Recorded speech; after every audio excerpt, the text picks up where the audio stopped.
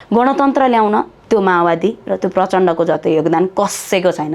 बाबु बाबु बाबु ल खाइदेऊ खाइदेऊ, देऊ देऊ गणतन्त्र देऊ देऊ, संहिता देऊ देऊ, धर्मनिरपेक्षता देऊ देऊ भन्दैमा दिनेवाला थिएन नि। यो सरकार एउटा केटाकेटीले चलाएको जस्तो सानसानोमा भाडाकुटी खेलिन्थ्यो त्यस्तै क्या। संसदमा एउटा प्रधानमन्त्री कालो चस्मा लाएर जाने हो, तिनको ऱ्याप सोको तिनी जज त होइन नि त। यति बुझ्नुहोस् कि नेपालको इतिहासमा सबभन्दा worst prime minister we have क्या।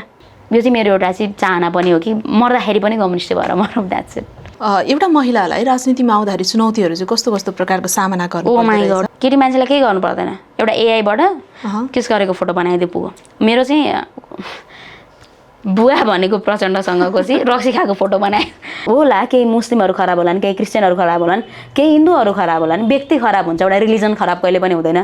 तर आज ती माइनोरिटिजहरूलाई हेपिदिएछ। तर आजभन्दा 18 वर्ष अगाडि प्रचण्डले चाहिँ यो देशमा सबै एउटा क्रिस्चियनले पनि आफ्नो भगवान्लाई चाहिँ मान्न पाओस्, मुस्लिमले नि आफ्नो भगवान्लाई मान्न पाओस् र हिन्दूले नि मान्न पाओस् भनेर उनीहरूलाई भगवान मान्ने अधिकार पनि माओवादी लडाकुहरूले दियो क्या। जसले टिकटकमा ट्याप ट्याप गरेर पैसा कमाएर खाइरहेको मान्छे, यिनीहरूलाई के थाहा कानुन संशोधन कसरी गरिन्छ, जनताको समस्या के छ कसरी, नो आइडिया क्या। They have no idea literally. अनि त्यही कारणले गर्दाखेरि 5 वर्षदेखि जनतालाई पनि रियलाइज होस् कि हामीले कुन लेभलको गल्ती गरेँ र अर्कोचोटि पनि पुरानो पार्टी बनाउँदाहरू चाहिँ सुध्रिने मौका पाउनु, किन यिनीहरूले गल्ती गरे हो नि त। केपी ओलीको उत्तराधिकारी बालेन पायौँ जस्तो लाग्छ क्या मलाई।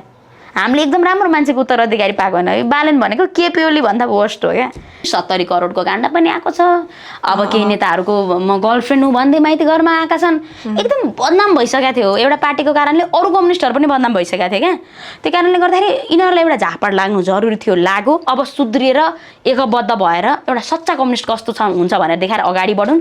5 वर्ष मात्र कम्युनिस्टहरूले देखाउने भने नेपालमा अरू टिक्दैन। किनकि यो भूमि भनेको चाहिँ कम्युनिस्टहरूले आफ्नो देश र आफ्नो जनताको लागि, अधिकारको लागि लगेर रगत बगाएको भूमि हो।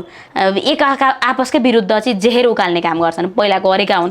त्यही भएर मलाई चाहिँ अलिकति यो एकताहरू अलिकति मलाई चित्त बुझ्दो लागेन। जसले पार्टी लिड गराछन् त्यो लिडर चाहिँ अलिकति ठिक लाग्दैन। लिडर परिवर्तन भइदियो हुन्थ्यो जस्तो लाग्छ कि मलाई। माओवादी जतिलाई आर्मी लाएर मार्यो राजाले, त्यति बेलाका तत्कालीन राजाले, त्यो थापाई देशको लागि त्यो त्याग दिने, उनीहरू जति ब्रेभ, उनीहरू जति त सायद नेपालको इतिहासमा उनीहरू जति राष्ट्रवादी मान्छे कोही थिएनन्। हो, प्रचण्डले धेरै पुरा गर्नुभयो। के अधुरो रह्यो त्यो अधुरो काम हामीद्वारा नै पुरा हुनेछ र त्यो जेनजी रेड फोर्सको नेतृत्वद्वारा नै गर्नेछौँ। र जेनजी रेड फोर्समा जति पनि लाग्नु भएको छ कमरेडहरू, हामी आक्रामक तरिकाले आएर यो देशमा सच्चा कम्युनिस्ट कस्तो हुन्छन् यसको उदाहरण बन्नेछौँ।